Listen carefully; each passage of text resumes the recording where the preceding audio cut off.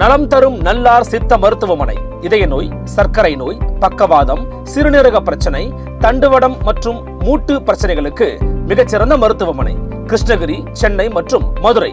தொடர்புக்கு 8807666117 மற்றும் 8807666118.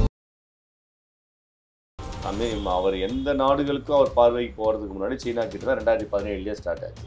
அவருடைய முதல் ஆட்சி காலம் வந்து 2021 முடிஞ்சுது. கோவிடுக்கு முன்னாடியே முடிஞ்சுது. ஆனால் இது வரைக்கும் அதை பற்றியான எந்த ஒரு வரி விதிப்போ அந்த கூடுதல் வரி விதிப்போ அது சீனா மேலே கிடையாது, பண்ணலை. இந்த பிரச்சனைக்கு முழு காரணம் நீங்கள் 3 விதமாக பார்க்கணும். ஒன்று வந்து இந்த வெளியுறவு கொள்கையில் ஏற்பட்ட ஒரு பிழை, இந்தியாவோட வெளியுறவு கொள்கையில். அதுக்கப்புறம் இந்தியா மீடியா இருக்கு இல்லையா, இப்போ வட இந்திய மீடியாவோட இந்த ஃபேக் நேரேட்டிவ், அந்த ஃபேக் நேரேட்டிவ் ஹப்பா வந்து டெல்லி. ஓகே, அது ஒரு காரணம். மூணாவது வந்து இந்தியாவோட ரியல் பொட்டென்ஷியல், ஒரு செக்யூரிட்டியே நீங்கள் வந்து கொடுத்து எக்ஸ்சேஞ்ச் பண்ணிப்பீங்க. அதோட அடிப்படையிலாம் வந்து பார்த்தீங்கன்னா அந்த ரியல் டைம் ஏரியல் இமேஜை வந்து அந்த அருணாச்சல் பிரதேஷில் இவங்க ஆக்குபை பண்ணியிருக்கிற ஒரு சிட்டி மாதிரி ஒன்று பண்ணாங்க இல்லையா, அது அந்த இன்ஃப்ராஸ்ட்ரக்சர் சைன் பில் பண்ணாங்க இல்லையா, அதை இது பண்ணி மீடியா கிட்ட கொடுத்து இந்தியாவோட டெரிட்டரியில் வந்து சைனா அந்த மாதிரி பண்ணியிருக்கும்போது சீனாவுக்கு எதிராக ஒரு தூண்டி விட்ட வேலையை வந்து அமெரிக்கா பண்ணிச்சு. 1980களில் இருந்து ஆக்சிடென்ட் ஆகி கிட்டத்தட்ட $18 ட்ரில்லியன் வரைக்கும் இங்கே ஜிடிபி. இந்தியாவை கம்பேர் பண்ணும்பொழுது அந்த இவ்வளோ பெரிய ஜியோகிராஃபி, இவ்வளோ பெரிய பாப்புலேஷன், டெமோகிராஃபி, இதை ஈக்குவலாக கம்பேர் பண்ணும்போது நம்ம யார்கிட்ட கம்பேர், சைனாவோட தான் கம்பேர் பண்ணணும். அவங்க 18 ட்ரில்லியன் ஜிடிபி இருக்குன்னா இந்தியாவோட ஜிடிபி கிட்டத்தட்ட ஒரு 10 ட்ரில்லியன் ப்ளஸ் ஆகுது இருக்கணும், 15 ட்ரில்லியன் ப்ளஸ் ஆகுது இருக்கணும் இந்த 15 வருஷத்துல, இந்த 20 வருஷத்துல. ஆனால் அது அப்படி இல்லை, கிட்ட இங்கே 3 ட்ரில்லியனில் தான் இங்கே நிற்கிது. நிற்கும்போது பட் டிஃபால்ட்டாக அவங்க வந்து உலகம் வந்து சோவியத் உடஞ்சதுக்கு அப்புறம் ஆன உலகம் வந்து யூனிபோலார், வெஸ்ட் பேஸ்ட் யூனிபோலார் வந்து இப்போ பைபோலாராக. 2 நாளுக்கு முன்னாடி இப்போ அசீம் முனீர், பாகிஸ்தானுடைய இராணுவ தளபதி அசீம் முனீர் அமெரிக்காவில் தான் இருக்காரு. அவர் என்ன சொல்கிறாங்கன்னா, அவர் அங்கே இருக்கும்போது 2 விஷயம் நடக்குது. ஒன்று வந்து நாங்கள் வந்து இந்தியா மேலே வந்து அணு ஆயுத தாக்குதல் நடக்கும், அங்கே இருக்கிற லேண்ட்லேருந்து அவங்க சொல்கிறாங்க. 2வது பலுச்சிஸ்தான் லிபரேஷன் ஆர்மி இருக்கு இல்லையா, பலுச்சிஸ்தானை தடையை போட்டாங்க. இன்னைக்கு வந்து பலுச்சிஸ்தான் லிபரேஷன் ஆர்மி மேலே வந்து ஒரு தடையை வந்து செய்யப்பட்ட அமைப்பாக மாற்றிட்டாங்க. ஈரானோடைய மிசைல் டெக்னாலஜி இவங்க ஹேண்டில் பண்ண முடியல, இஸ்ரேல் ஹேண்டில் பண்ண முடியல. அமெரிக்காவோடைய வேல்யூ வந்து அது வீக் ஆகுது. அப்போ வீக் ஆகும்பொழுது என்ன பண்ணுவாங்க, நெகோசியேஷனுக்கு வராங்க. இன்னைக்கு கூட வந்து பார்த்தீங்கன்னா அப்போ ரஷ்யா கூட நெகோஷியேட் பண்ணுறதுக்கு வந்து ஆகஸ்ட் 15 வந்து அவங்க வந்து புட்டின் கூட அவங்க நெகோஷியேட் பண்ண போகிறாங்க. ஆனால் இது எங்கே ரொம்ப ஒரு பிரச்சனைக்குரிய எங்கே மாறிச்சுன்னா, F-16 S-400 வச்சு அடிச்சிருச்சுன்னு ஒரு நியூஸை வந்து போட்டு விட்டீங்க. அது என்ன ஒரு மீனிங்னா, அமெரிக்காவோட F-16 ரஷ்யாவோட S-400 போட்டுருச்சு நீங்க அடிச்சீங்கன்ற ஒரு இம்ப்ரெஷன் தானே நீங்க போகும். அப்போ அமெரிக்காவோட F-16 லாக்ஹீட் மார்ட்டினோட பிசினஸ் வந்து அடி வாங்கும். அப்போ இப்போ ஈக்குவலா பாருங்க, இப்போ இங்க 20-50% கொடுக்குறாங்கன்னா பாகிஸ்தான், பங்களாதேஷ் இந்த மாதிரி நாடுகள் 25 தான் இருக்குன்னா, அப்போ டோட்டல் காஸ்ட், கன்சியூமர் காஸ்ட் வந்து நீங்க பார்க்கும்பொழுது எங்க வந்து டேரிஃப் கம்மியா இருக்கோ அங்கே தான் போகும். பை டிஃபால்ட்டா பிசினஸ் அங்கே ஷிஃப்ட் ஆகும்.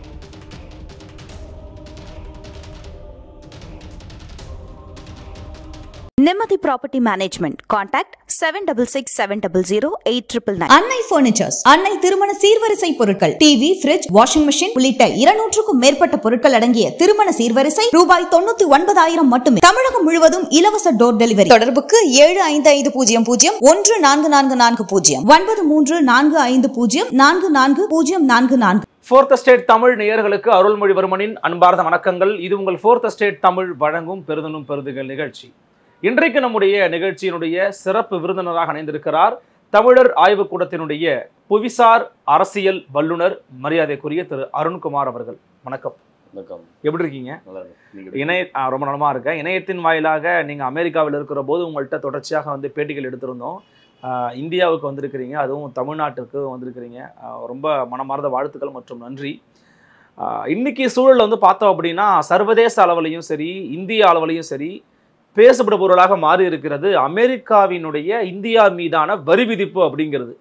ரெசிப்ரோக்கல் டாக்ஸ் எல்லாம் போட்டு இப்போ 50% வரி அப்படிங்கிறது இருக்குது. இது இந்தியாவின் மீதான ஒரு தாக்குதல் அப்படின்னு இங்க இருக்கிற சில பேர் பேசுறாங்க. இது வரைக்கும் நரேந்திர மோடி அவர்கள், இந்தியாவின் பிரதமர், நேரடியாக ட்ரம்ப் அவர்களை தாக்கியோ அல்லது எதிர்த்தோ வந்து பேசலை அப்படிங்கிற ஒரு விஷயத்தையும் நம்ம பார்க்குறோம். முதல்ல ஏன் இந்த பிரச்சனை ஆரம்பிச்சது, எங்கேருந்து ஆரம்பிச்சது, அதை பற்றி கொஞ்சம் விளக்கமாக சொல்ல முடியுமா? ட்ரம்ப்போட ஆட்சி காலத்தில் வந்து ட்ரேட் டேரிஃப் வந்து போகிறது வந்து புதுசு கிடையாது. அவருடைய முதல் ரெஜிமேலேயே, அதாவது 2017 ஆட்சிக்கு வந்த பிறகு, அதாவது 2017 ஜூலை ஆகஸ்ட் மாதத்துலேயே வந்து ஒரு டேரிஃப் வார் ஆன் சைனா அவர் ஸ்டார்ட் பண்ணிட்டார். ஏன்னா அந்த அதாவது சீனாவில் இருந்து இறக்குமதி ஆகிற பொருளுக்கு இருக்கிற வரி கம்மி அமெரிக்காவில். சீனாவில் உற்பத்தி செய்யப்பட்ட பொருட்களுக்கு அமெரிக்காவில் வரி கம்மி இருந்தது. ஆனால் சீனா அமெரிக்காவில இருந்து அங்கே இது வந்து கொஞ்சம் அதிகமாக சீனா கவர்மெண்ட் அதிகமாக போட்டாங்க. அதுதான் அவர் வந்து ஒரு ரீசனபிளாக கேட்டார், ஏன் இந்த பாகுபாடு மாதிரி இருக்குன்னு. அப்போவே வந்து டேரிஃபை வந்து அவங்க இன்க்ரீஸ் பண்ணுறது தான் பார்த்தாங்க. ஆனால் வந்து நடக்க முடியல. ஏன்னா ஆல்ரெடி வந்து சீனா வந்து டிபெண்டன்சி கிரியேட் பண்ணிட்டாங்க. ஒரு 80% பொருட்கள் வந்து நீங்கள் ஒரு டாய்லெட் பேப்பரில் இருந்து எலக்ட்ரானிக் கேட்ஜெட்ஸ்லேருந்து செமிகண்டக்டர்லேருந்து எல்லாமே ஒரு டிபெண்டன்சி சீனா மேலே கிரியேட் ஆகிடுச்சு. அதாவது சீனாவை நம்பி தான் அமெரிக்காவே இருக்கிற மாதிரி கிரியேட் ஆகிடுச்சு பொருட்கள். ஏன்னா அது வந்து நம்ம எப்படி பார்க்கணும்னா அது முதலாளித்துவத்தோடைய ஒரு எக்ஸ்ட்ரீம் இம்பேக்டாக அதை பார்க்க. ஏன்னா முதலாளித்துவங்கள் தன் லாபத்துக்கு ஆசைப்பட்டு சீப் லேபர் கொண்டு வர, சீப் லேபரில் ப்ராடக்ட் மேனுஃபேக்சரிங் பண்ணுறதுக்காக அவங்களுடைய தெற்காசிய நாடுகள், ஆசிய நாடுகளில் இருக்கிற அந்த மக்கள் தொகை, அந்த டெமோகிராஃபியை லெவரேஜ் எடுத்து சீப் லேபர் அதை எடுத்து அவங்க மேனுஃபேக்சரிங் பண்ணாங்க. அதனுடைய பயனடைஞ்சது வந்து அமெரிக்கா தான் சொல்லணும். அவங்க நேச்சுரல் ரிசோர்ஸையும் ஹியூமன் ரிசோர்ஸையும் இது பண்ணிக்கிட்டாங்க. ப்ளஸ் வந்து சீப் லேபர்னால அவங்க வந்து எக்ஸ்ப்ளாய்ட் பண்ணாங்க. இப்போ இதுதான் இங்கே பிரச்சனை. என்ன நடந்ததுன்னா, இப்படி கம்ப்ளீட்டாக ஒரு பாயிண்ட் ஆஃப் டைமில் என்ன நடந்தது, எல்லாமே அவுட் சோர்ஸ் ஆகும்பொழுது இங்கே வந்து வேலை வாய்ப்பு வந்து அமெரிக்காவில் கம்மியாகுது. எல்லா வியாபார மேனுஃபேக்சரிங் செக்டர்ஸ்லேருந்து எல்லாமே வெளிநாடுகளுக்கு போயிடுச்சு. அதாவது வளரும் நாடுகளுக்கு போயிடுச்சு, குறிப்பாக ஆசிய நாடுகளுக்கு போச்சு. அப்போது இங்கே வேலை இல்லாத இது வரும்போது ட்ரம்ப் அதை வச்சு தான் 2017 ஆட்சிக்கு வராரு. வந்த பொழுது நான் இங்கே கொண்டு வரணும்னு எப்படி கொண்டு வருவாங்க? அதுக்கு வந்து ஒரு பேஸ் வேணும். அதுக்கு வந்து ஒரு ஸ்ட்ராங் பேஸ் வேணும், அது ஒரு ரேஷனல் வேணும். அப்போ அதுதான் இப்போ வந்து ஈஸியாக வந்து எந்த ஒரு முதலாளியும் நான் திருப்பி கம்பெனி எங்கே ஆரம்பிக்க போகிறோம், அதுதான் டேரிஃபை வந்து இன்க்ரீஸ் பண்ணுறது. சரி, அந்த டேரிஃபை ஈக்குவேட் பண்ணுறதுக்கு இவங்க வந்து என்ன பண்ணுவாங்க, அவனுடைய அமெரிக்காலேயே வந்து தொழிலை வந்து தொடங்கலாம். இந்த கான்செப்டில் தான் இது ஆரம்பிச்சது. அவர் எந்த நாடுகளுக்கும் அவர் பார்வைக்கு போகிறதுக்கு முன்னாடி சீனா கிட்ட தான் 2017 ஸ்டார்ட் ஆச்சு. அவருடைய முதல் ஆட்சி காலம் வந்து 2021 முடிஞ்சுது. கோவிடுக்கு முன்னாடி முடிஞ்சுது. ஆனால் இது வரைக்கும் அதை பற்றியான எந்த ஒரு வரி விதிப்போ அந்த கூடுதல் வரி விதிப்போ அது சீனா மேலே கிடையாது, பண்ணலை. இப்போ திருப்பி இங்கே வரும்போது அவர் பார்வை சீனா மேலே தான் இருந்திருக்கணும். ஏன் இங்கே வந்து ஒரு 8 மாதம் ஆயிடுச்சு பதவிக்கு ஏற்றமும் ஏன் இந்தியா மேலே வந்து பார்வை திரும்புது என்றால், இப்போ எல்லாம் நீங்கள் சொல்வீங்க ரஷ்யா கிட்டேருந்து சீப் ஆயில் வாங்கிட்டு இங்கே ரிஃபைன் பண்ணி குஜராத்தில் இருக்கிற இந்த நயரா எனர்ஜி, அதுக்கப்புறம் வந்து இந்த ரிலையன்ஸ் இண்டஸ்ட்ரீஸ் இவங்க கிட்ட வந்து ரிஃபைன் பண்ணிட்டு இந்த ஆயிலை வந்து ஐரோப்பிய நாடுகளுக்கு வந்து கொடுக்குறாங்க. அதுதான் முக்கியமான காரணம்னு சொல்றாங்க. அது வந்து ஒரு முக்கிய காரணமா சொல்றாங்க. ஆனா அதுக்கு பின்னாடி நிறைய ஜியோ பொலிட்டிக்கல் ஃபேக்டர்ஸ் இருக்குது. அதை நீங்க அதை புரிஞ்சுக்கிட்டாதான் பண்ண முடியும். ஏன்னா இந்த oil refine cheap oil Russia கிட்ட வாங்குறது இப்போ மட்டும் கிடையாது. 2022 ரஷ்யா உக்ரைன் வார் நடந்துகிட்டு இருக்கும் போதே வந்து இந்தியா வாங்கினாங்க. இந்தியா வாங்கிட்டு அதை இங்கே ரிஃபைன் பண்ணி யூரோப்புக்கு வந்தாங்க. பெரிய குற்றச்சாட்டுகள் இருந்து அந்த டைம் 2022 பைடன் ஆட்சி காலத்துலேயும் என்ன பண்ணுறாங்க, அமெரிக்காவில இருந்து வாஷிங்டன் டிசியில இருந்து ஓஃபேக்ன்ற ஒரு அமைப்பு வந்து ஒரு ஆடிட் பண்ணுறதுக்கு ஒரு இந்தியாவுக்கு அனுப்புகிறாங்க. அவங்க அந்த ஆடிட் பண்ணி ஒரு சில சப்சிடரி கம்பெனிஸ் இந்தியா அந்த சப்சிடரி சாங்ஷன்ஸ் பொருளாதார தடையை விதிக்கிறாங்க. இது 2022 நடந்தது. இப்போ அதுதான் இப்போ ஒரு ரீசனாக இவங்க எடுத்துக்கிறாங்க. ஏன் அப்போ நீங்கள் ஒன்று பார்க்கும்போது ஏன் ட்ரம்ப் இந்தியா கவர்மெண்ட் ட்ரம்ப் ரெஜிமேல வந்து இந்தியாவுக்கும் அமெரிக்காவுக்கும் நல்ல இணக்கமான ட்ரம்ப்புக்காக ஆதரிச்சு பிரச்சாரம் மேற்கொண்டாரு மோடி. அது உண்மையா ஆப்கி பார் ட்ரம்ப் சர்க்கார் மோடி ஈவெண்ட் அங்கே டேலஸ்ல நடந்த ஒரு ஈவெண்ட்ல வந்து அவர் அப்படி பேசினாரு. அதே போல இங்க வந்து நமஸ்தே ட்ரம்ப்னு இங்க ஒரு ஈவெண்ட்டை வந்து இங்க பண்ணாங்க. இப்படி இருக்கச்ச ஏன் இப்படி வந்து புது இதில் வந்து இப்படி வருதுன்னா எல்லாத்துக்குமே காரணம் வந்து எல்லாத்துக்குமே ஒரு ஜியோ பொலிட்டிக்கல் கால்குலேஷன்ஸ் தான். அமெரிக்கா எதுவும் ஃப்ரீயாக கொடுக்க போகிறது கிடையாது. அவங்க ஒன்று கொடுக்குறான்னா பின்னாடி வேற ஏதோ வந்து அவங்க ஆதாயத்தை அர்த்தம். ஸோ இந்த பிரச்சனைக்கு முழு காரணம் நீங்கள் 3 விதமாக பார்க்கணும். ஒன்று வந்து இந்த வெளியுறவு கொள்கையில் ஏற்பட்ட ஒரு பிழை, இந்தியாவோட வெளியுறவு கொள்கையில். அதுக்கப்புறம் இந்தியா மீடியா இருக்கு இல்லையா, குறிப்பாக வட இந்திய மீடியாவோட இந்த ஃபேக் நேரேட்டிவ்ஸ், அந்த ஃபேக் நேரடி ஹப்பா வந்து டெல்லி இருக்கு. ஓகே, அது ஒரு காரணம். மூணாவது வந்து இந்தியாவோட ரியல் பொட்டன்ஷியல், என்ன கெப்பாசிட்டி, ரியல் கெப்பாசிட்டி, இந்த 3 தான் இது எக்ஸ்போஸ் ஆனது. இந்த 3 தான் இது காரணம். முதல்ல வந்து நீங்க வந்து ரொம்ப டிஃபரண்டான ஆங்கிளா இருக்கு நீங்க சொல்றது ரீசன்ஸ். இப்போ நீங்க ஃபாரின் பாலிசியை வந்து பார்த்துப்போம். முதல்ல ஃபாரின் பாலிசியில வந்து பார்க்கும்பொழுது இந்தியா வந்து அமெரிக்காவுக்கு கூட எந்த ஒரு டிஃபென்ஸ் அக்ரிமெண்ட் அந்த மாதிரிலாம் இருக்காது. ஒரு ஆடா என்ன நடந்ததுன்னா 2014 ஏகப்பட்ட அக்ரிமெண்ட்ஸ், பெக்கா அக்ரிமெண்ட், 2019 வந்து மைக் பாம்பியோ இங்கே வரும்பொழுது, அப்போ செக்ரட்டரி ஆஃப் ஸ்டேட் அவர் இருக்கும்போது பெக்கா அக்ரிமெண்ட் வந்து எப்படின்னா லாஜிஸ்டிக்ஸ் எக்ஸ்சேஞ்ச் அக்ரிமெண்ட். உன்னுடைய ஏரியல் இமேஜ் நான் தருவேன், என்னுடைய ஏரியல் இமேஜ் நான் உனக்கு கொடுப்பேன், அதாவது உன்னுடைய சேட்டலைட் இது நான் யூஸ் பண்ணிக்கலாம், உன்னுடைய ஏரியல் ஒரு பைலேட்ரல் அக்ரிமெண்ட் மாதிரி ஒரு அந்த மாதிரி நிறைய அக்ரிமெண்ட். அதில் முக்கியமாக பெக்கா அக்ரிமெண்ட் படி பார்த்தீங்கன்னா ஒரு செக்யூரிட்டியே நீங்கள் வந்து கொடுத்து எக்ஸ்சேஞ்ச் பண்ணிப்பீங்க. அதோட அடிப்படையில் தான் வந்து பார்த்தீங்கன்னா அந்த ரியல் டைம் ஏரியல் இமேஜை வந்து அந்த அருணாச்சல் பிரதேஷில் இவங்க ஆக்குபை பண்ணியிருக்கிற ஒரு சிட்டி மாதிரி ஒன்று பண்ணாங்க இல்லையா, அது அந்த இன்ஃப்ராஸ்ட்ரக்சர் சைன் பில்ட் பண்ணாங்க இல்லையா, அதை இது பண்ணி மீடியா கிட்ட கொடுத்து இந்தியாவோட டெரிட்டரியில் வந்து சைனா அந்த மாதிரி பண்ணியிருக்குன்னு சொல்லிட்டு சீனாவுக்கு எதிராக ஒரு தூண்டி விட்டுற வேலையை வந்து அமெரிக்கா பண்ணுச்சு பேசிக்கலி. அது ஒன்று. அதுக்கப்புறம் வந்து பார்த்தீங்கன்னா ஒரு டிஃபென்ஸ் ஸ்ட்ராட்டஜிக்கல் பார்ட்னராக வந்து இந்தியா வந்து அமெரிக்காவை பக்கம் போகுது. உதாரணமாக இண்டோ பசிபிக் ஃப்ரேம் ஒர்க்கில், அமெரிக்காவோட இண்டோ பசிபிக் ஃப்ரேம் ஒர்க்கில் குவாடுன்ற ஒரு அமைப்பு இருக்கு. அந்த குவாட்ல வந்து 4 நாடுகள் இருக்கு இல்லையா, இந்தியா, ஆஸ்திரேலியா, ஜப்பான் இருக்கு இல்லையா. இந்த 4 நாடுகள்ல வந்து இப்போ என்ன பண்ணணும்னா இந்த 4 நாள் கிட்டத்தட்ட ஒரு நேட்டோ மாதிரிலாம் கிடையாது. ஆனால் இது அதுக்கு ஈக்குவலாக இதாவது சைனாவை அப்ஜெக்டிவ் வந்து சைனாவை கண்டெயின் பண்ணுறதுக்கான ஒரு இதுதான். அப்போ சைனாவை கண்டெயின் பண்ணுறதுக்கு இந்தியா எவ்வளோ பண்ண உன்னுடைய டெரிட்டரியில் வந்து இவங்க வந்து ஆக்குபை பண்ணியிருக்காங்க, இத்தனை 1000 அருணாச்சல பிரதேஷ் இது பண்ணிட்டாங்கலாம் தொடர்ச்சியாக பேசிக்கிட்டு நீங்கள் வந்து இதை அப்போ எஸ்கலேட் பண்ணுறதுக்கு இந்தியா வந்து அமெரிக்கா வந்து புஷ் பண்ணுது இந்தியா. ஆனால் அது எடுத்துக்க முடியல, ஃபர்தராக போக முடியல, ப்ரொசீட் பண்ண முடியல. ஏன் கண்டெயின் பண்ண முடியலன்னா அப்போ இந்தியாவுக்குன்னா அப்போ வந்து கெப்பாசிட்டி இருக்குது, டிஃபென்ஸ் கெப்பாசிட்டி இருக்குது. உதாரணமாக வந்து பார்த்தீங்கன்னா 90கள் வரைக்குமே வந்து பார்த்தீங்கன்னா அமெரிக்காவோட சீனாவோட பொருளாதாரமும் இந்தியாவோட பொருளாதாரமும் ஒரே மாதிரி தான் இருந்தது. அதுக்கப்புறம் தான் ஆக்சிலரேட் ஆகுது. அவங்க 1980களில் இருந்து ஆக்சிலரேட் ஆகி கிட்டத்தட்ட $18 ட்ரில்லியன் வரைக்கும் இவங்க ஜிடிபி. இந்தியாவை கம்பேர் பண்ணும்பொழுது அந்த இவ்வளோ பெரிய ஜியோகிராஃபி, இவ்வளோ பெரிய பாப்புலேஷன், டெமோகிராஃபி, இதை ஈக்குவலாக கம்பேர் பண்ணும்போது நம்ம யார்கிட்ட கம்பேர், சைனாவோட தான் கம்பேர் பண்ணணும்.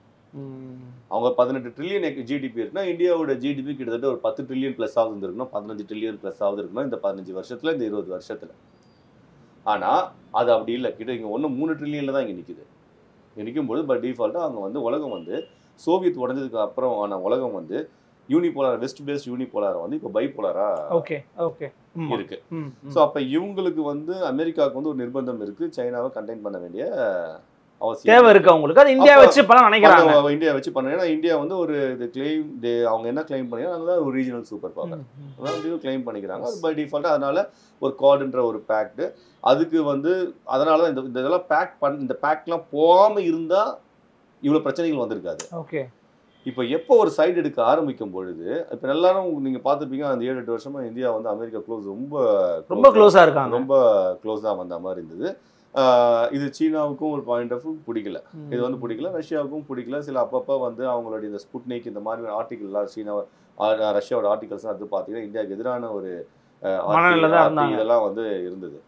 இப்போ உதாரணமாக அவங்க வந்து லாக்ஹீட் மார்ட்டினுடைய F-16 கான்ட்ராக்டை வந்து அதோடைய எக்ஸ்ட்ரீம் எங்கே போச்சுன்னா லாக்ஹீட் மார்ட்டின் F-16 மேனுஃபேக்சரிங் அப்போ டெக்ஸஸில் இருந்து ஹைதராபாத்தில் ரிலையன்ஸ் இண்டஸ்ட்ரி சார்பாக அந்த உதிரி பொருட்கள்லாம் இண்டஸ்ட்ரி மேனுஃபேக்சரிங் இண்டஸ்ட்ரியும் கொண்டு வந்தாங்க. ஆனால் ஒன்றும் அது ஆப்ரேஷனில் இருக்குதா இல்லையான்னு ஒன்றும் தெரியல. ஆனால் F-16 வந்து ஒரு அப்சல்யூட், அது முடிஞ்சு காலாவதியான ஒரு பொருள். ஆனால் அதுக்கு இவங்க வந்து இங்கே மேனுஃபேக்சரிங் சைன் பண்ணாங்க. அதுக்கப்புறம் வந்து பார்த்தீங்கன்னா இன்னும் நிறைய டீல்ஸ் எல்லாம் வந்து போட ஆரம்பிச்சு, எக்கனாமிக் டீல், ட்ரேட் டீல்ஸ்லாம் போட ஆரம்பிச்சாங்க. ஒரு கிட்டத்தட்ட ஒரு ஸ்ட்ராட்டஜிக் ஆலியாக வந்து போயிட்டாங்க. அப்போ அமெரிக்காவோட எதிர்பார்ப்பு எப்படி இருக்குன்னா தான் செய்ய வேண்டிய என்ன நினைக்கிறோம் அந்த வேலையை இந்தியா பண்ண வச்சிடலாம், அதுதான் உண்மை. ஆனால் இங்கே அது அப்படி நடக்கல. இப்போ அதுதான் ஆபரேஷன் சிந்தூர் வரைக்குமே போயிருக்கிறாங்கல்ல. இப்போ ஆபரேஷன் சிந்தூர் வரைக்கும் வாங்க. இப்போ ஆபரேஷன் சிந்தூர்ல வந்து என்ன நடக்குது, அது வந்து கிட்டத்தட்ட நம்ம ஏற்கனவே பேசினா போல அது வந்து ஒரு எக்ஸ்பீரிமெண்டல் பிளாட்ஃபார்மாக மாறிடுச்சு. அதாவது வெஸ்டர்ன் வெப்பன்ஸையும் சீனாவுக்கான வெப்பன்ஸையும் ஒரு எக்ஸ்பீரிமெண்டல் பிளாட்ஃபார்மாக மாறி இருக்கு. இப்போது ஒரு J-10 சைனாவோடைய export version J-10 fighter jet, PL-15 air to air missile, அந்த காம்பினேஷன் வந்து ரொம்ப டெட்லியானது பார்த்தோம். இந்தியா சைட்லேருந்து லாஸ் இருந்துச்சு, ரஃபேல்ஸ் லாஸ் ஆச்சு, அந்த நியூஸ் எல்லாம் அப்புறம் வந்து இந்தியாவே அக்னாலேஜ் பண்ணிச்சு, இந்தியாவே அக்னாலேஜ் பண்ணாங்க.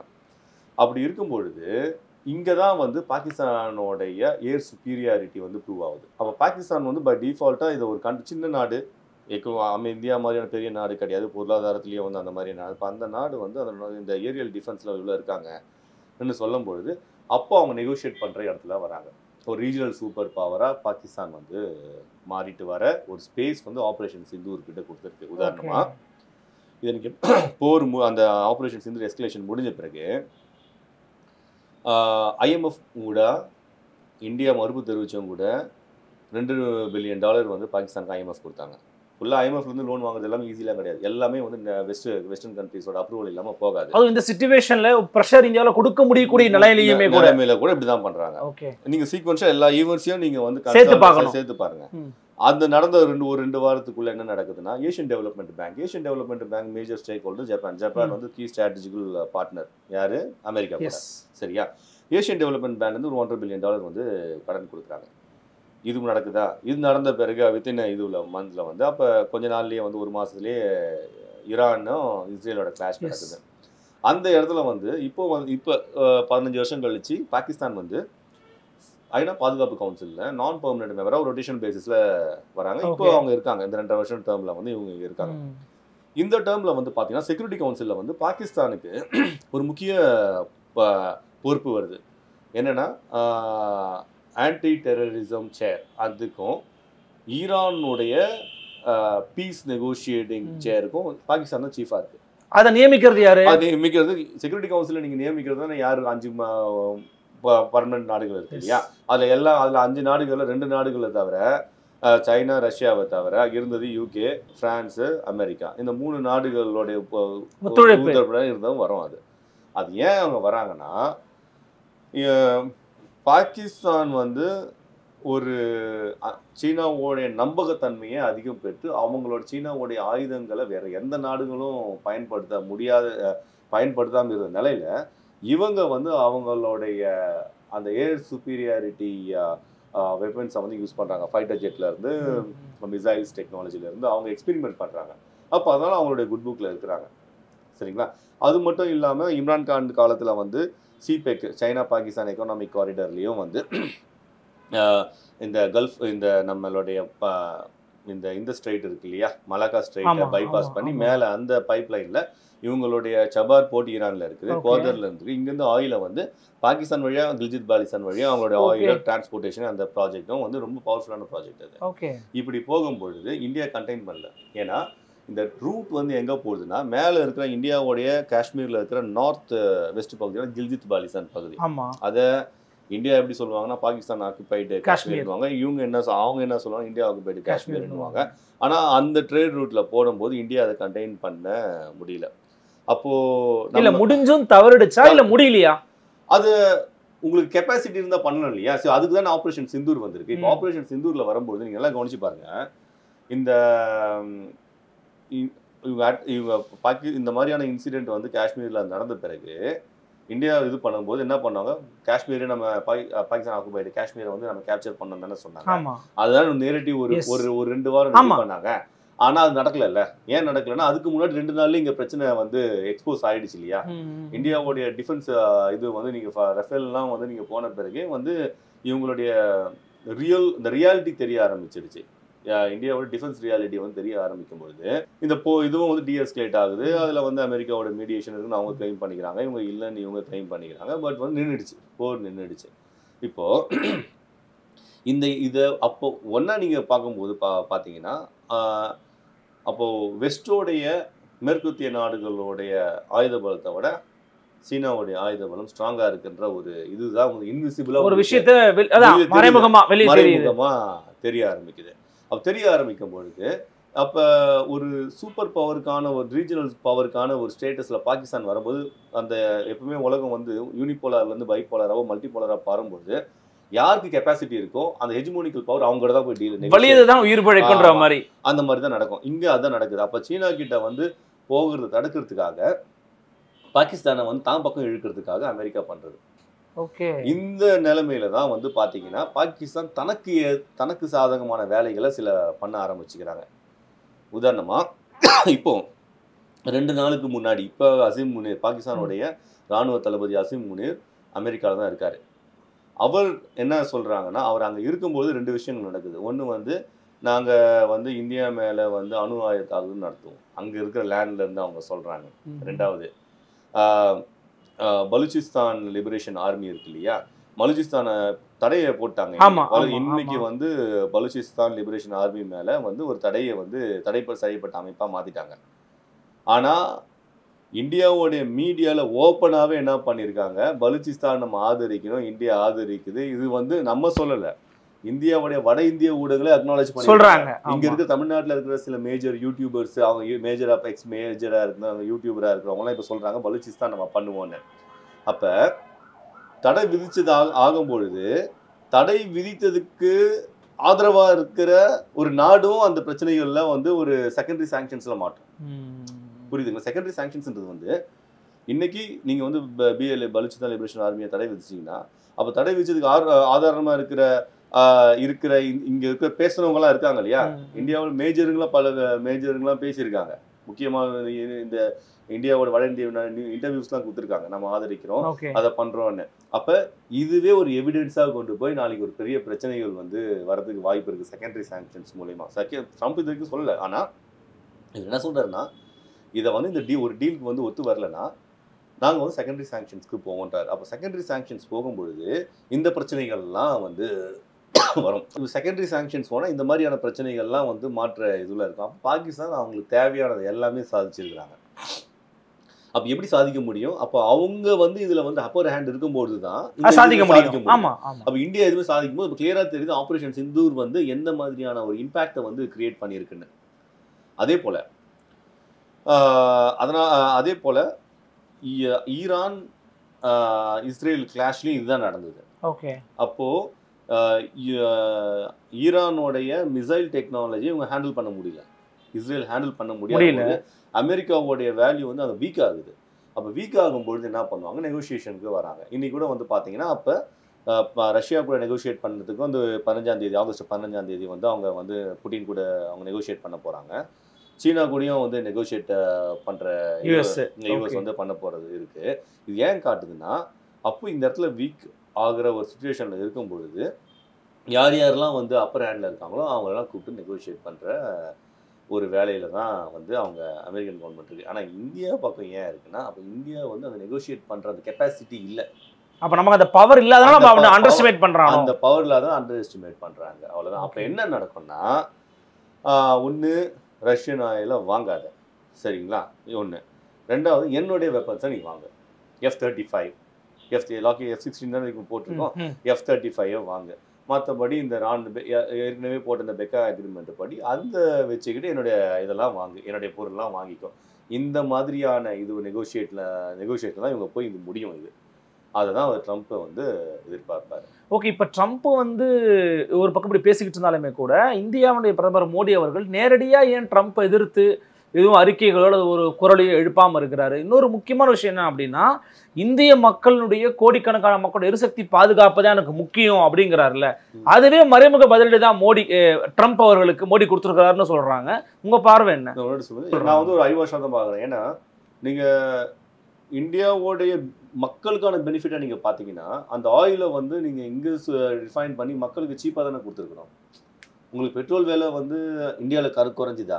இல்லை இல்லையா?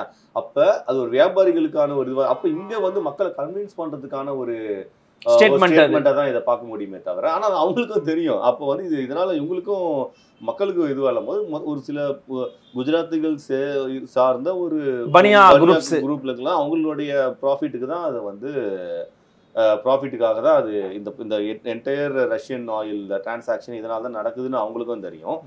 ஸோ முக்கியமா சொன்னா இது ஒரு காரணமே கிடையாது, ரீசனே கிடையாது. ரீசனே கிடையாது. ஆனா இந்த முன்ன எழுத்துல தலைப்பெழுத்துல போட்டு பேசினாரு, ஒரு ரீசனா தான் வச்சுக்கிறாங்க. அதுக்கு பின்னாடி வந்து இவ்வளவு அண்டர்லைன் பிரச்சனை வந்து இங்க ஸ்ட்ராங்கான ஹேண்ட்ல இருந்தீங்கன்னா இப்ப நீங்க வந்து இத கொண்டு வர, அதாவது எப்படி ஒரு முன்னாடி நாள் நைட் வந்து 25% 8 மணி நேரம் கூட அவ்வளவு 50% மாத்துறாரு.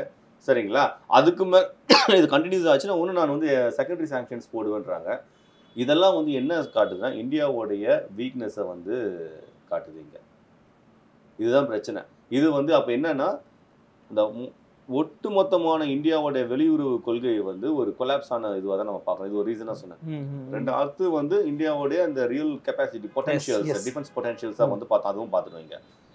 மூணாவது இந்தியாவோட ஃபேக் நேரேட்டிவ்ஸ். அது எந்த இடத்துல பாதிக்குது? அது மட்டும் ரொம்ப வித்தியாசமா இருக்கு, அதனால கேட்குறேன். இந்தியாவோட ஃபேக் நேரேட்டிவ்ஸ் வந்து எப்படின்னா ஒரு 2014 இவங்க மோடி வராரு, மோடி ஆட்சி வந்த பிறகு அந்த டைம்ல என்ன நடக்குதுன்னா இவங்க வந்து ஒரு ப்ரொபகண்டா ஒரு ஒரு ஒரு ஃப்ரேம் ஒர்க்கை ரெடி பண்றாங்க.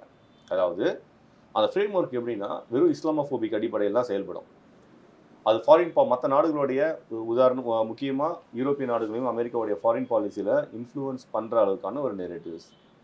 அது வந்து பலஸ்தீன் பக்கம் நிக்காத போது நம்ம அதை பார்த்தோம். அப்போ வந்து பாத்தீங்கன்னா அதுல வந்து கிட்டத்தட்ட ஒரு 140 மீடியா அவுட்லெட்ஸை வந்து இவங்க கிரியேட் பண்ணியிருக்காங்க. அந்த நேம்லாம் எப்படி இருக்குன்னு பார்த்தீங்கன்னா Times of Tehran, Geneva Times, North Korean journal, இப்படி தான் இருக்கும். ஓகே, இதுல வந்து பல இந்த மாதிரிலாம் உருவாக்கியிருக்காங்க. இதுல வந்து பல இஸ்லாமோபோபிக் ஆன்டி பாகிஸ்தான் நேரேட்டிவ்ஸை வந்து இவங்க உருவாக்கியிருக்காங்க. India okay. அதுல வந்து பண்ணியிருக்கும் பொழுது யூரோ டிஸ்இன்ஃபோ லேப்ன்ற ஒரு அமைப்பு இருக்கு. அது வந்து ஒரு ஆய்வு நிறுவனம். அந்த யூரோ டிஸ்இன்ஃபோ லேப் வந்து அவங்க என்ன பண்றாங்க, இந்த சில சைட்ஸ்லாம் எடுப்பாங்க. உதாரணமா டேட்டா சிமெண்டிக்ஸ் மெத்தடாலஜி அடிப்படையில் ஒரு ஏஐ அடிப்படையில் ஒருத்தர் ஒரு கட்டுரை எழுதுறாருன்னா அந்த கட்டுரையுடைய பேட்டர்ன்ஸ் வந்து கண்டுபிடிச்சிடும். கண்டிப்பாக ஃப்ரீக்வெண்டாக நீங்கள் படிக்கும்போது இன்னார் தான் இந்த கட்டுரை எழுதுறதுங்க. ஸோ அப்படின்னு பார்க்கும்போது இது எல்லாமே ஒரே பேட்டர்னில் இருக்கும்போது எடுத்து அந்த சைட்ஸ்லாம் எடுக்கிறாங்க. ஓகே, அந்த சைட்ஸோட ஆத்தர்லாம் பார்க்கும்பொழுது பார்த்தீங்கன்னா அந்த பழைய ஹியூமன் ரைட்ஸ் அட்வொகேட்ஸ் இவங்க பழைய பேர்ல இருக்காங்க இல்லையா, சில முக்கியமான ஸ்காலர்ஸ் செத்து போயிருக்காங்க, அவங்க பேர்ல இந்த ஆர்டிகல் வந்திருக்கு. இந்த ஆர்டிகல் வந்திருக்கு, ஃபேக்ட் செக் பண்ணிருக்காங்க. இந்த ஆர்டிகல்ஸ் எப்படி வந்து பாத்தீங்கன்னா அத்தனை சைட்ஸையும் ஒரு 140 சைட்ஸ் எடுத்து பார்க்கும்பொழுது அது எல்லாமே ஒரே ஐபி அட்ரஸ்ல வந்து ரிஜிஸ்டர் ஆகி ஓகே. அது நீங்க இருக்கு, அது நாங்க டிஆர்ஐல கூட ஆதாரத்தோட வச்சிருக்கீங்க இருக்கு. அது நீங்க ஒண்ணு போய் பாருங்க. அது வந்து இந்தியா டெல்லியை சேர்ந்த ஒரே ஒரு ஊடகவியலாளர் வந்து அதை பத்தி கொஞ்சம் அந்த நியூஸ் அப்போ வரும்பொழுது அது பேசினாரு. அதோட அது கிடையாது, அது வரவே இல்லை. ஓகே. ஸோ இது ஒரு பக்கம் இருக்கு. அப்புறம் வந்து பாத்தீங்கன்னா அது வந்து இஸ்லாமோபோபிக் பேசிஸ்ல தான் இந்த மாதிரியான ஆர்டிகல் எழுது. அது ஆன்டி பாகிஸ்தான் இதுல வந்து ஒரு உருவாக்குறாங்க. அப்புறம் இப்போ இந்த ஆப்ரேஷன் சிந்தூருக்கு வருவோம்.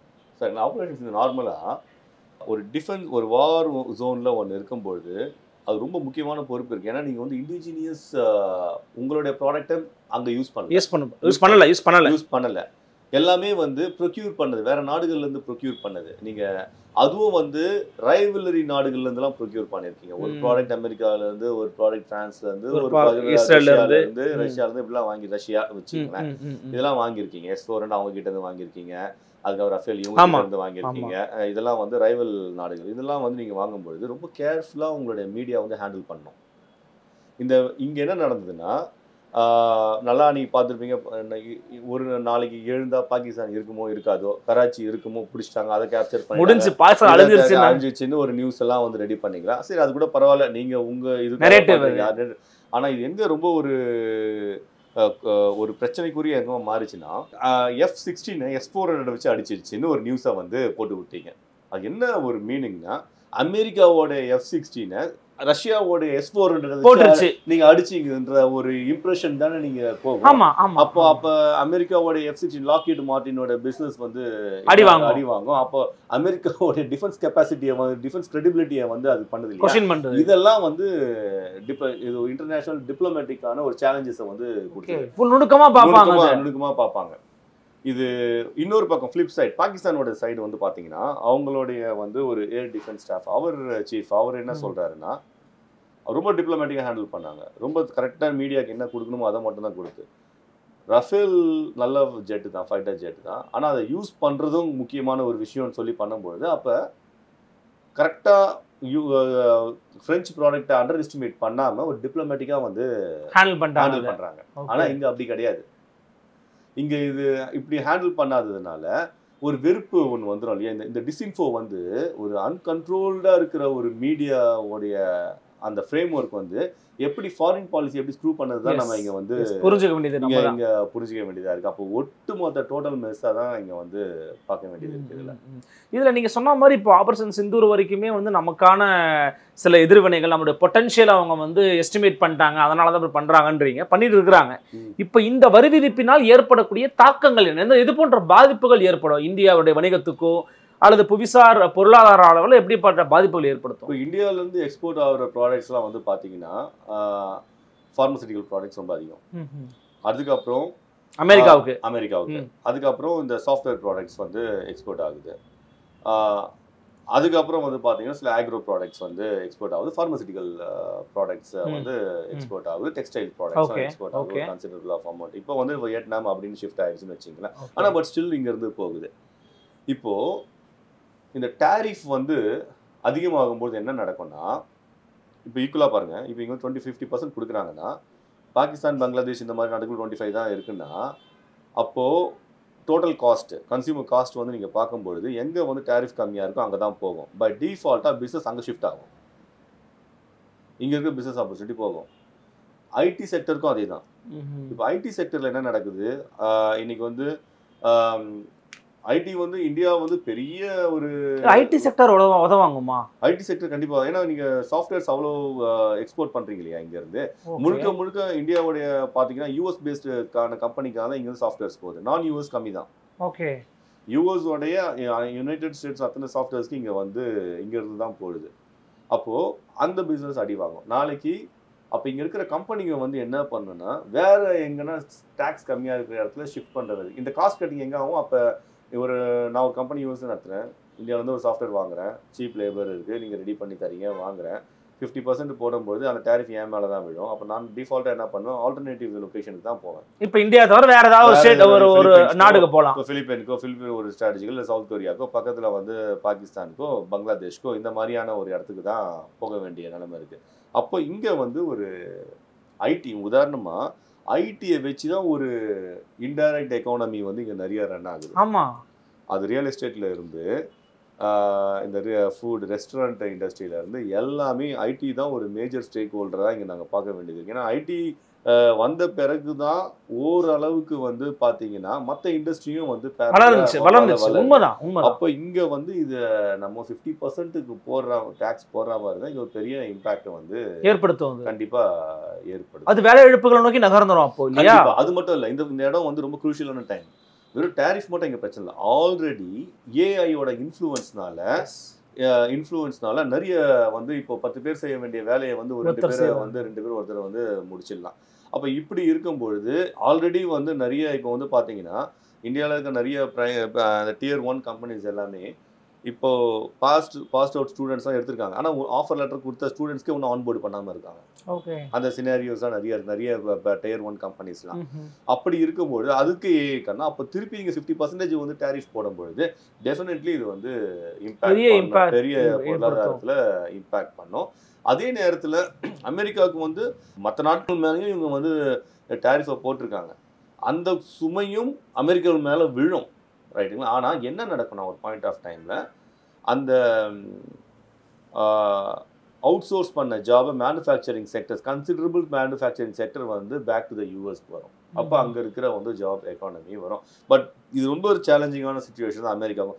அவங்களுக்கு அமெரிக்காவில் ஒரு ஷார்ட் டேர்மில் இந்த ஒரு கிரைசிஸ் இருக்குது, சுமை வந்து மக்கள் மேலே விழும். ஆனால் லாங் டேர்மில் வந்து பார்த்தீங்கன்னா மேனுஃபேக்சரிங் செக்டர்ஸ் வந்து திருப்பி வந்து பேக் டு த யூஎஸாக மாறும்.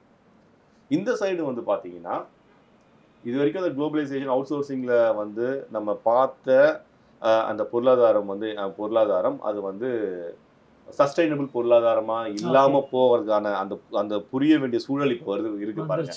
இப்போ நம்ம வந்து ஒரு இண்டிஜினஸா எந்த ப்ராடக்ட்டும் பண்ணல. நம்ம ஒரு ப்ராடக்ட் ரெடி பண்ணி கொடுக்குறோம்னா அது வேற. நம்ம சர்வீஸ் தானே பண்ணிட்டு இருக்கோம். மேட் இன் இந்தியா தான், மேக் இன் இந்தியா இல்ல. சர்வீஸ் தானே பண்ணிட்டு இருக்கோம். அப்போ வந்து இங்க பிரச்சனைகள் வர வாய்ப்பு இருக்கு. ஓகே, இது எப்படி இப்ப தடுக்க போறோம்? ஏன்னா இதோட நெக்ஸ்ட் மூவ் என்னவா இருக்கும்? ஏன்னா இப்ப அமெரிக்கா வந்து இந்த வரி விதிப்பை கொடுத்துருக்காங்கன்னா இந்தியாவுக்கு யார் உதவி பண்ண போறது, யார் சப்போர்ட் பண்ண போறதுங்கிற கேள்வியெல்லாம் இருக்குது. இப்போ இதனால் வரைக்கும் நல்ல கொஸ்டின். பாத்தீங்கன்னா ஒரு பக்கம் பாகிஸ்தானுக்கு வந்து இந்த சினாரியோவில் போஸ்ட் ஆப்ரேஷன் சிந்தூருக்கு அப்புறம் நாடுகள்லாம் நிறைய யூரோப்பியன் நாடுகள்லாம் சேர்ந்து ஐஎம்எஃப் கிளியர் பண்ணியிருக்காங்க. ஐஎம்எஃப்லேருந்து ஒரு $2 பில்லியன் ஏஷியன் டெவலப்மெண்ட் பேங்க் சொன்னீங்க, ஆமா, செக்யூரிட்டி கவுன்சிலில் பண்ணியிருக்காங்க. இன்னொரு பக்கம் இந்தியா வந்து நீங்கள் பார்த்தீங்கன்னா இவங்களோட டிப்ளமேட்டிக் சேனல்லாம் ஆப்கானிஸ்தானில் போய் பேசுறது, சைப்ரஸில் போய் பேசுறது, இப்படி தான் இருக்கு. ஒரு கீ ஸ்டேக் ஹோல்டர்ஸ் கூட பேச அந்த மாதிரி இல்லை, அந்த மாதிரி எதுவுமே இங்கே தெரியல. அப்போ இது எப்படி இவங்க போய் முடியும்னா ஒரு டிப்ளமேட்டிக் சேனல் இவங்க கூப்பிடுவாங்க. அஃப்கோர்ஸ் இந்தியா வந்து ஒரு கால் எடுத்தே ஆக வேண்டியது நிலைமையில போகும். ஒன்று கண்ட்ரோல் பண்ணிக்கணும், ரஷ்யா ட்ரம்ப் சொல்கிற மாதிரியான அந்த இம்போர்ட் ஆயில் வந்து கம்மி பண்ணணும். இல்லைன்னா ரஷ்யா அமெரிக்காவோடைய ப்ராடக்ட்ஸை வாங்கிக்கணும், டிஃபென்ஸ் ப்ராடக்ட் ஆகும், மற்ற இந்த ப்ராடக்ட்ஸ் ஆகும். ஃபார் எக்ஸாம்பிள் ட்ரம்ப் ஒத்து வருவாரான்னு கேட்குறேன். F-35 கொடுத்து வாங்குங்கன்னு சொல்லுவார். F-35 வாங்குங்கன்னு சொல்லுவார், ஃபோர்ஸ் பண்ணுவார். 10 நீங்கள் ரஃபேல் வந்து ஒரு 40 ரஃபேல் வாங்கினீங்கன்னா ஒரு 20-30 F-35 வாங்குங்கன்னு சொல்லுவார். அது டிப்ளமேட்டிக்காக அது மோடிக்கு தோல்வி நீங்க பார்க்கப்படாதா? அது டிப்ளமேட்டிக்காக நீங்கள் தோல்வின்றதா, அந்த தோல்வியே வந்து டிப்ளமேட்டிக்காக தானே சொல்லுவாங்க. ஓகே, வெற்றிகரமான தோல்வி அப்படிங்கிற மாதிரி அப்படிதானே நடந்துட்டு இருக்குது. ஸோ இதனால வரைக்கும் அப்படிதானே வந்து இப்போ ஒரு இமேஜை வந்து ரெடி பில்ட் பண்ணியிருக்காங்க. அப்படிதானே நடக்கும், அது அப்படிதான் நடக்கும் அது. ஓகே, இன் ஃபியூச்சர் இது என்ன மாதிரியான விஷயங்களை ஏற்படுத்தும் அண்ட் இதனுடைய முக்கியமான பின்னணி காரணங்கள் என்ன அப்படிங்கிறது ரொம்ப டீட்டெயில்டாக வந்து பேசியிருந்தீங்க. பொறுத்திருந்து பார்க்கலாம். எங்களுக்காக ஒரு வருகனையும் பிரதமருக்கு மிக்க நன்றி. நன்றி. மீண்டும் சந்திக்கலாம். வணக்கம்.